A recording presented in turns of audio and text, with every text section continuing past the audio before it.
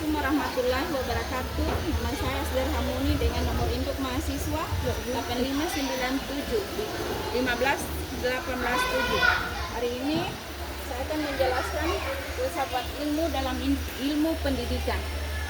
Yang pertama, bagaimana filsafat ilmu mengawasi dan memperkuat eksistensi keilmiahan.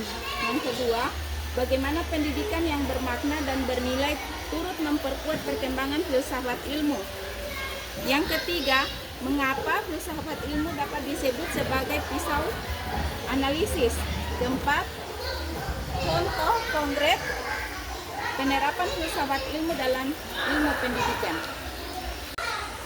Apa yang akan kita pelajari? Yang pertama, pengawasan dan penguatan. Yang kedua, pendidikan bermakna. Yang ketiga, pisau analisis. Dan keempat, contoh konkret. Pengawasan dan penguatan itu terbagi menjadi tiga, yaitu eksistensi, keilmiahan, dan nilai-nilai. Filsafat ilmu menjawab pertanyaan mendasar, apakah ilmu pendidikan ini benar-benar ada dan layak disebut ilmu. Melalui kajian mendalam, filsafat ilmu merumuskan objek materi dan objek formal ilmu pendidikan, yaitu manusia sedang berkembang dan proses pengembangan. Dengan adanya batasan dan definisi yang jelas, ilmu pendidikan memiliki identitas yang tegas, tidak melebur begitu saja ke dalam disiplin ilmu, dan memiliki ruang lingkup kajian yang mandiri dan menjamin bahwa ilmu pendidikan bukan sekedar kumpulan pengalaman, melainkan sistem pengetahuan yang terstruktur. Filsafat ilmu menjawab pertanyaan mendasar, apakah ilmu pendidikan ini benar-benar ada dan layak disebut ilmu. Melalui kajian mendalam, filsafat ilmu merumuskan objek materi dan objek formal ilmu pendidikan, yaitu manusia yang sedang berkembang dan proses pengembangannya. Dengan adanya batasan dan definisi yang jelas, ilmu pendidikan memiliki identitas yang tegas, tidak melebur begitu saja ke dalam disiplin ilmu, dan memiliki ruang lingkup kajian mandiri. Ini menjamin bahwa ilmu pendidikan bukan sekedar kumpulan pengalaman, melainkan sistem pengetahuan yang terstruktur. Keilmiahan dalam ilmu pendidikan berarti pendidikan disusun berdasarkan cara kerja ilmiah sehingga hasilnya dapat dipercaya. Hal ini dilakukan dengan menetapkan standar metode agar teori pendidikan rasional, objektif, sistematis, dan dapat diuji. Artinya bisa dibuktikan melalui penelitian dan praktik. Contohnya, suatu metode belajar dianggap baik jika sudah diteliti dan terbukti meningkatkan hasil belajar siswa. Nilai-nilai dalam ilmu pendidikan berarti setiap teori, metode, dan kebijakan pendidikan harus memiliki tujuan dengan landasan memanusiakan manusia, artinya membantu manusia berkembang. Keadilan, semua orang berhak mendapatkan keadilan yang sama tanpa membedakan suku, agama, ekonomi, dan kemampuan. Kebenaran, pendidikan harus berdasarkan ilmu, fakta, dan kejujuran. Kebijaksanaan, pendidikan mengajarkan cara berpikir dan bertindak. Filsafat ilmu sebagai pisau analisis. Mengapa filsafat ilmu dapat disebut sebagai pisau analisis?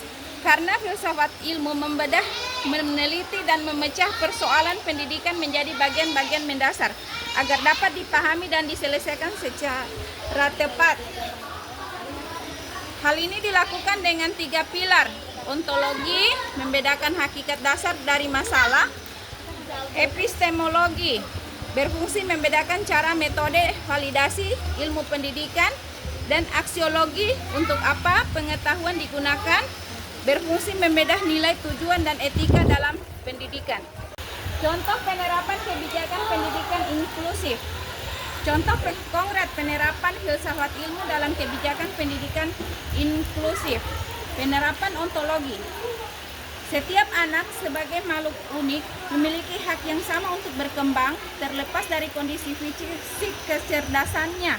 Tidak ada anak yang dianggap tidak mampu.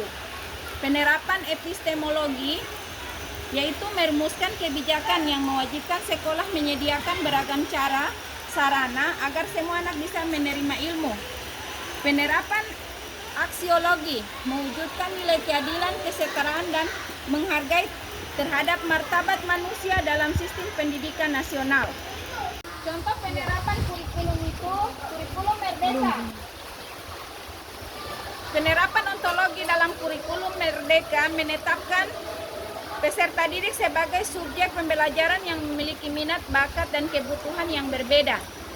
Penerapan epistemologi mengubah cara menyampaikan pengetahuan dari yang sekedar menghafal menjadi pembelajaran berbasis proyek dan pemahaman yang mendalam. Sedangkan penerapan aksiologi kurikulum Merdeka bertujuan membentuk profil pelajar Pancasila, yaitu manusia yang beriman, berakhlak mulia, berkebinekaan global, mandiri, bernalar kritis, dan bergotong royong. Dalam proses pembelajaran di kelas, dengan menerapkan metode pembelajaran yang berbasis masalah. Contoh, penerapan ontologi. Guru memandang pengetahuan itu bukan sekedar disimpan dalam ingatan, tetapi dibangun oleh siswa itu sendiri melalui pengalaman dan interaksi. Penerapan epistemologi. Guru tidak lagi menjadi satu-satunya sumber kebenaran. Siswa diajak berdiskusi, menganalisis masalah, mencari informasi, serta menarik kesimpulan. Sedangkan yang terakhir, penerapan aksiologi. Selain paham materi pembelajaran, siswa dilatih menghargai pendapat orang lain, bekerja sama, tanggung jawab, dan menghargai kebenaran yang diperoleh dari usaha sendiri. Sekian presentasi saya. Wassalamualaikum warahmatullahi wabarakatuh.